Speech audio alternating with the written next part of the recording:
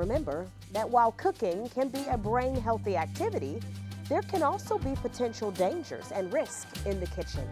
This is especially important to note for those that begin to develop memory and/or thinking problems. Understanding proper kitchen safety is important for us all. So let's hear from one of our social workers as they explain the essentials of kitchen safety. Paying close attention to safety is a major importance in the kitchen. A kitchen is full of possible dangers, including being burned or cut. When working in the kitchen with a person with dementia, it is very important to be proactive. You know the old saying, an ounce of prevention is worth a pound of cure? This could not be more truer than now. Vision and lack of understanding and judgment may diminish abilities in the kitchen.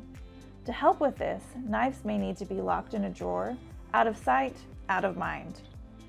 Handles of pots and pans will need to be placed away from the front of the stove.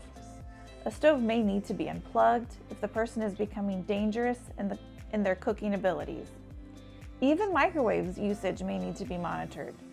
There are many extra tools, including food processors, slicers, blenders, and many more that may need to be put out of your loved one's sight to prevent injury.